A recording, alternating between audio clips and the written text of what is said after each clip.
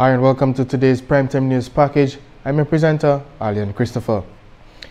First up, Ophelia Marie, Dominica's Lady of Song, says that she is preparing for an upcoming performance in Trinidad and Tobago. The Calypso singer will perform at the Normandy Hotel on the 4th, 7th and the 9th of February in St. Anne's, Trinidad for Carnival 2018. The genre that she will be singing, Calypso, is a blend of Trinidadian Calypso and cadence with musical influences from various cultures. Ophelia says that while she feels honored to be considered a cadence singer, she wishes that more persons from Dominica were interested in promoting cadence, mainly because cadence music belongs to Dominica. Trinidadians come to Dominica to listen to our bouillon. I remember the first soca was in fact a Calypso.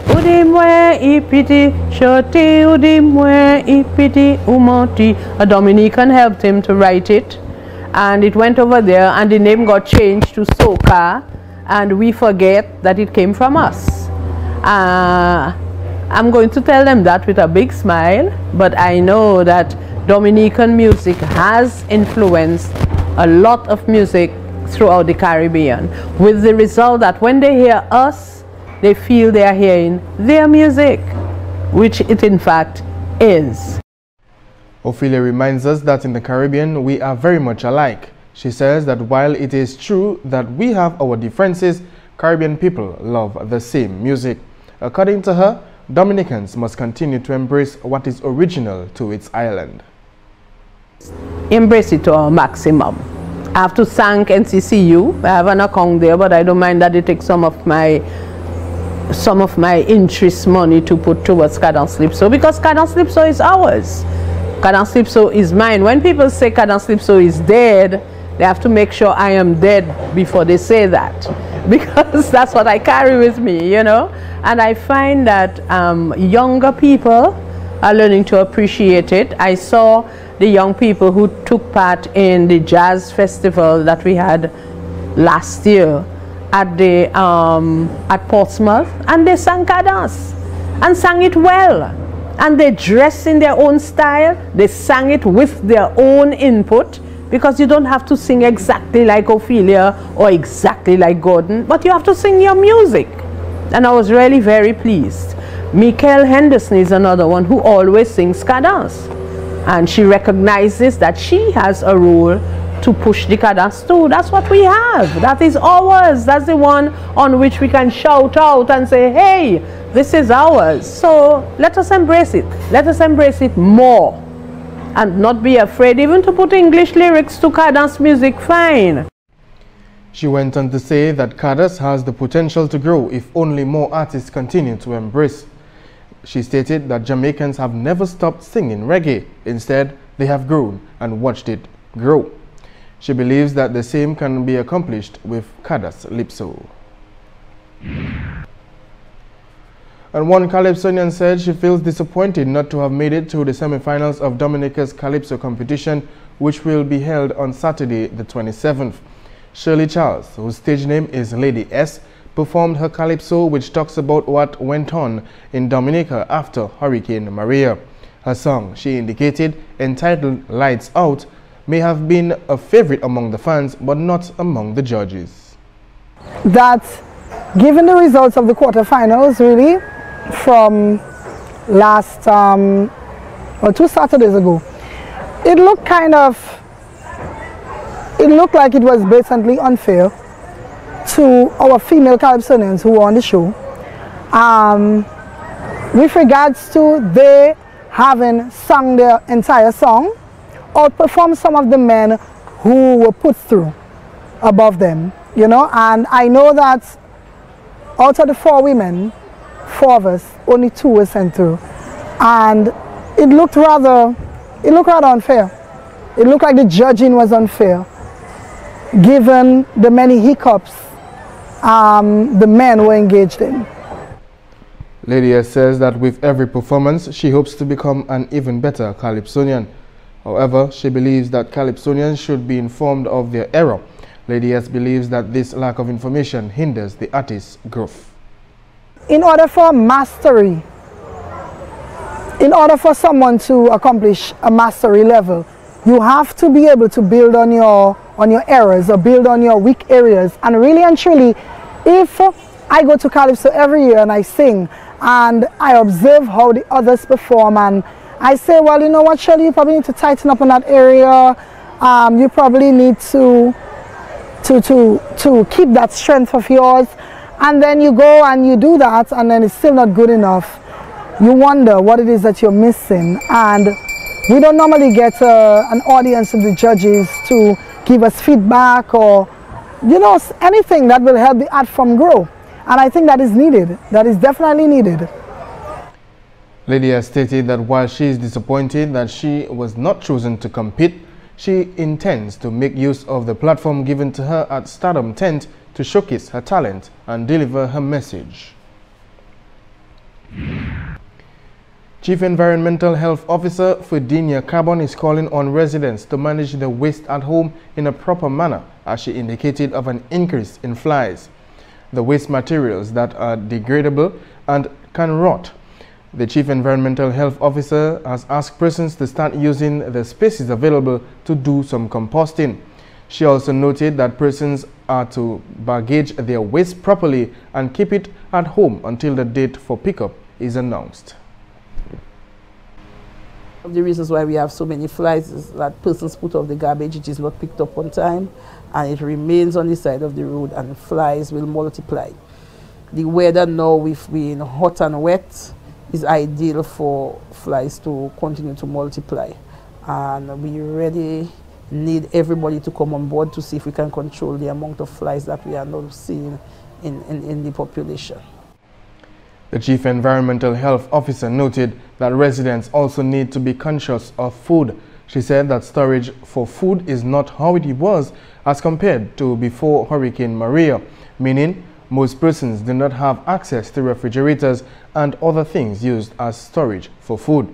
Carbon said the Environmental Health Department is urging the general public to take necessary precautions, that is, persons may need to cook a little less and also cover and protect the foods from dust and flies.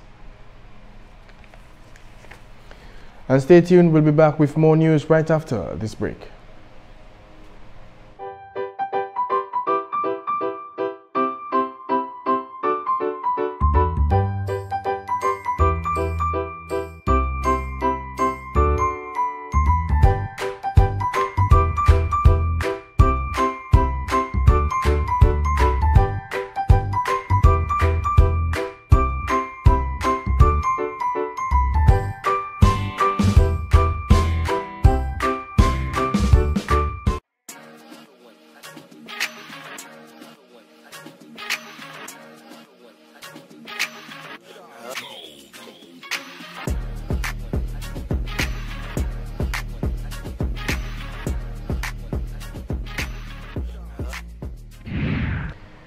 And welcome back. Minister for Education and Human Resource Development, the Honorable Peter Sejean, at the handing over ceremony of the Goodwill Primary School auditorium, commended the teachers and the principal on a job that they've been doing with the students. The minister said the Goodwill Primary School has always stood tall among other schools as far as music and arts are concerned. I really want to commend you for the tremendous task the job that you have been doing. And I want to go one step further, Chief Education Officer, Permanent Secretary, that the rendition that we heard this morning, exceptional in every respect. I've been advised that it was put together by Mr. Luke. I hope I am correct. Sorry? Mrs. Reed. I want to go on public record that at this year's observance of independence, that shall be the song that we shall use for our schools. Sejean went further in asking the Goodwill Primary School to fine-tune their rendition and to have it recorded.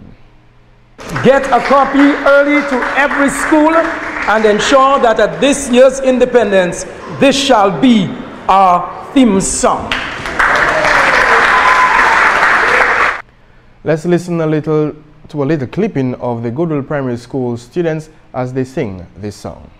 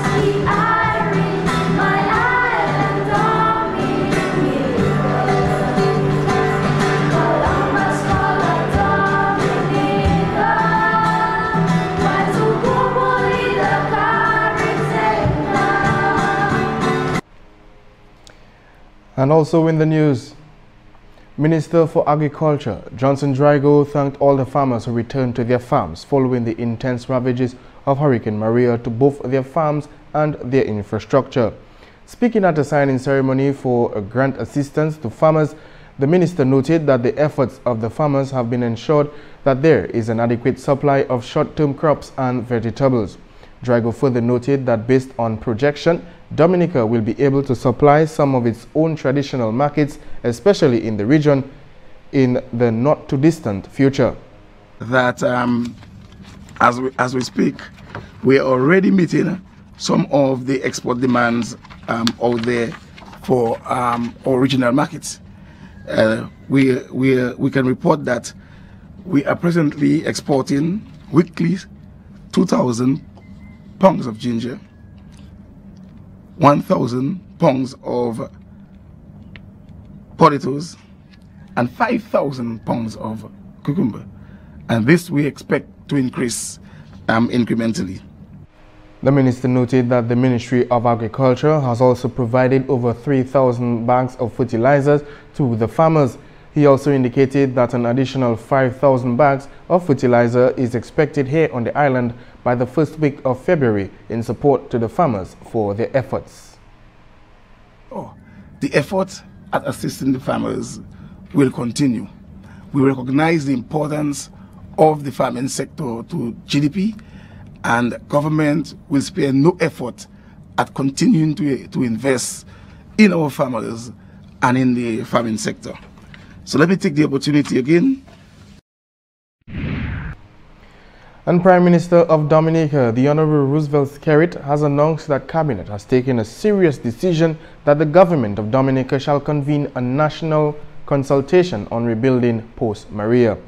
This consultation will be called the National Rebuild and Economic Partnership Consultation, which will take place on Monday, February 19th. The consultation, the Prime Minister said, will hear from a number of organizations across Dominica. Of all parties, and this would include all stakeholders, the NGOs, the youth groups, sporting organizations, Dominica Association of Local Government Authorities, leaders of political parties, the churches, the farmers groups, the private sectors, the wide cross-section of society, where we'll all come together and we'll discuss and share ideas and experiences and suggestions on how best to go about approaching the rebuilding of Dominica. Obviously, there will be a presentation by the government and there will be submissions made by the various stakeholders. The event will be chaired by the Prime Minister of Dominica and will be attended by all government ministers. And that takes us to the end of today's Primetime News package. On behalf of the entire CBN4 team, I am Alian Christopher saying thank you for watching.